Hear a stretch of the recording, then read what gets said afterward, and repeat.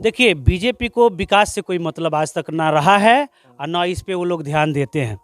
अगर आप आंकड़ा उठा करके देखेंगे, इनके जितने भी वादे किए गए, ये सारे वादे जो हैं जुमले निकल गए। तो बिहार में जंगल राज पार्ट 2 का ये लोग दर्जा इसलिए दे रहे हैं कि इन लोगों के पास कोई मुद्दा है नहीं। और मैं इन लोगों से पूछना चाहता हूं कि जो लोग जंगल राज पार्ट 2 का दर्जा दे रहे हैं, बीजेपी के साथी जो लोग हैं, नीतीश कुमार जी जब इनके साथ में थे तो मंगल राज था। नमस्कार, मैं हूं रोहित। आप देख रहे हैं हम सबकी सोच। लगातार जिस प्रकार से बिहार के राजनीति में करवट बदल रही है, देखा जा रहा है कि बीजेपी थोड़ा बौखलाई दिखाई हुई दे रही है। ऐसा इसलिए मैं बोल रहा हूं कि लगातार बीजेपी वो जंगल राज पार्ट 2 का दर्जा दे रही है।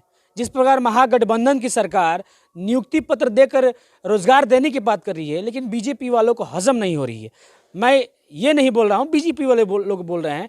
आखिर में ये जंगल राज पार्ट 2 का दर्जा क्यों दे रहे हैं, आज इसी पर हम चर्चा करने वाले हैं कि तेजस्वी यादव 10 लाख नौकरी दे रहे हैं और माननीय नीतीश कुमार जी जो बिहार के मुख्यमंत्री वो भी 10 लाख नौकरी दे रहे हैं। आखिर में ये बीजेपी जंगल राज 2 का दर्जा क्यों दे रही है और लॉ एंड ऑर्डर पर लगातार सवाल क्यों खड़ा कर रही है। सबसे पहले तो मैं अपने चैनल पर स्वागत करता हूँ। बहुत बहुत आपका स्वागत है। आपके चैनल को भी बहुत बहुत स्वागत है। मैं धन्यवाद देना चाहूँगा आपके चैनल को और आपको भी। अच्छा, ये बताइए कि विकास के मुद्दों पर बीजेपी मतलब कि घिरती हुई दिखाई दे रही है, आखिर में जंगल राज पार्ट 2 का दर्जा क्यों दे रही है? देखिए, बीजेपी को विकास से कोई मतलब आज तक ना रहा है और ना इस पे वो लोग ध्यान देते हैं। अगर आप आंकड़ा उठा करके देखेंगे, इनके जितने भी वादे किए गए, ये सारे वादे जो हैं जुमले निकल गए। ये लोग कहे थे कि 2 करोड़ रोजगार देंगे, 100 स्मार्ट सिटी बनाएंगे, 15-15 लाख रुपया खाता में देंगे, कुछ नहीं हुआ। अब रही बिहार में, आइए तो बिहार में जंगल राज पार्ट 2 का ये लोग दर्जा इसलिए दे रहे हैं कि इन लोगों के पास कोई मुद्दा है नहीं। और मैं इन लोगों से पूछना चाहता हूं कि जो लोग जंगल राज पार्ट 2 का दर्जा दे रहे हैं, बीजेपी के साथी जो लोग हैं, नीतीश कुमार जी जब इनके साथ में थे तो मंगल राज था। और जैसे ही इन लोगों का साथ छोड़ करके महागठबंधन में आ गए, बिहार में जंगल राज हो गया।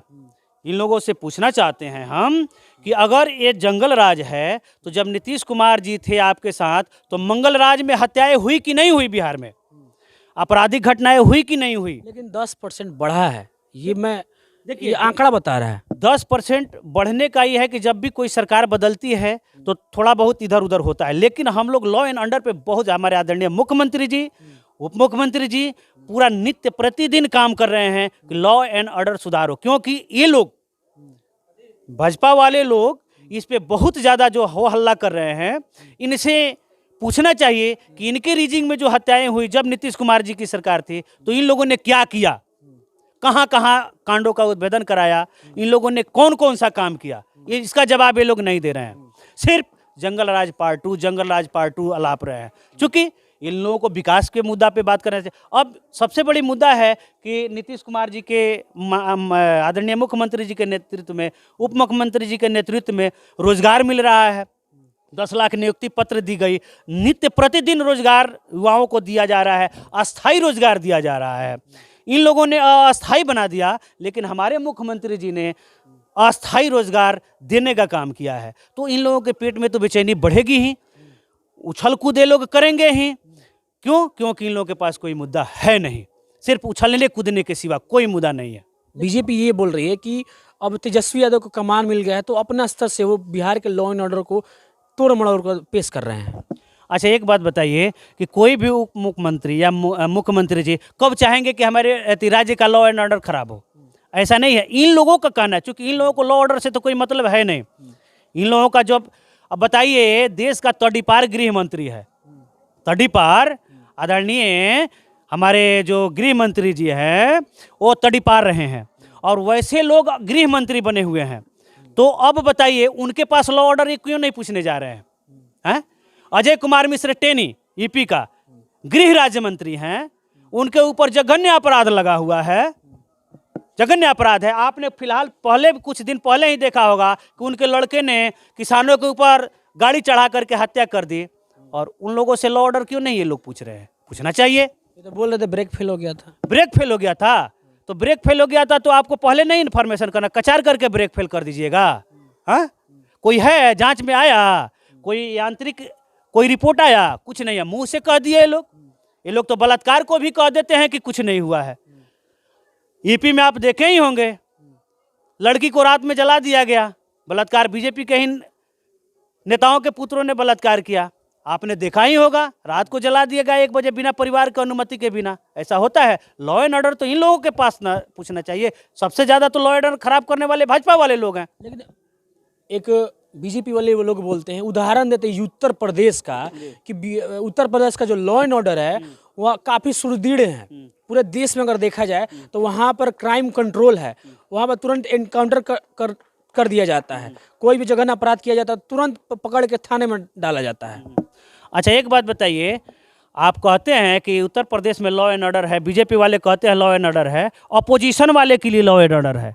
सरकार में, सत्ता में जो लोग हैं उन लोगों के लिए कोई लॉ एंड ऑर्डर नहीं है। मैं आपको उदाहरण देना चाहता हूं, कुलदीप सिंह सेंगर, चिन्मयानंद स्वामी, राजा भैया, बड़े बड़े ऐसे लोग हैं, धनंजय सिंह जी हैं, बहुत ऐसे लोग हैं जो आज भी खुलेआम घूम रहे हैं, जिनके ऊपर बहुत बड़े बड़े जघन्य अपराध लगे हुए हैं। उन लोगों के घर पे बुलडोजर क्यों नहीं चलता है? चिन्मयानंद स्वामी के ऊपर तो आप तो देखे ही हैं, उनके ऊपर बुलडोजर क्यों नहीं चला?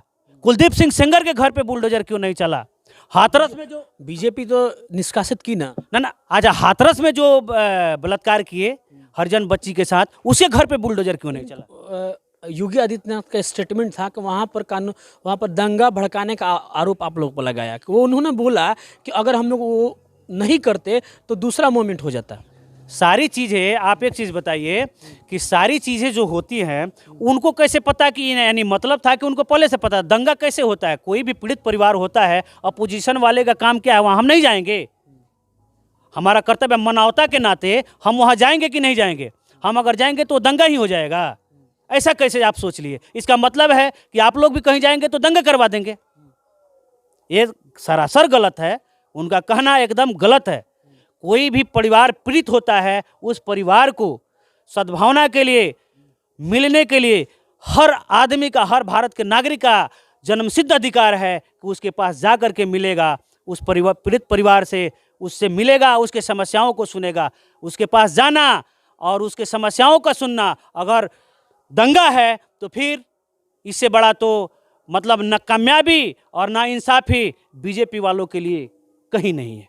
अच्छा, बीजेपी ये भी बोल रही है कि ये जो लगातार रिकॉर्ड पर रिकॉर्ड अस्थायी नौकरी दे रहे हैं 9,000, वो हमारी है, ये सिर्फ लीपापोती कर रहे हैं। अच्छा, लीपापोती कैसे हो रही है?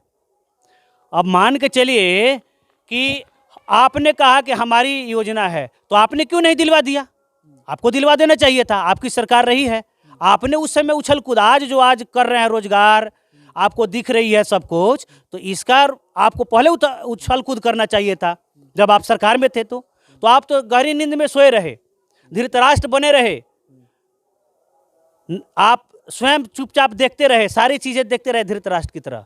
और आज सत्ता का दर्द आ रहा है, सत्ता से हटे तो मलाई जब नहीं मिल रहा है तो दर्द तो होगा ही होगा, इसमें तो कोई दो राय नहीं है।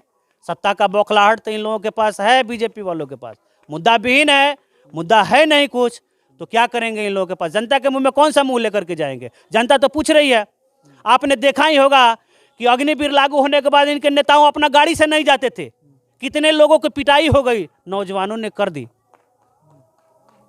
जब आप नौजवान को नहीं देखेंगे, बुजुर्ग को नहीं देखेंगे, इनके बारे में नहीं सोचेंगे, आपकी कोई योजना नहीं होगी, तो फिर क्या मतलब रह जाएगा?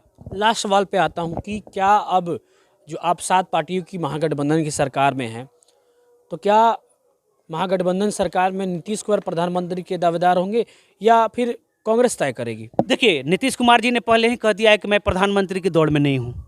हम लोग फिर विपक्ष क्यों एक कर रहे हैं? ना, अब बताइए, देखिए, विपक्ष को एक करने का एक कारण है। नीतीश कुमार जी ने पहले ही कह दिया कि मैं प्रधानमंत्री के दौड़ में नहीं हूं। हम भाजपा को भगाने के लिए, यानी देश से, सत्ता से हटाने के लिए सारे लोग एकत्रित होते हैं। जैसे इस देश की तासीर रही है, हमारे देश की तासीर रही है कि जब जब कुछ शक्तियां, गलत शक्तियां जब अपना प्रभाव जमा करके गलत करती हैं, तब तब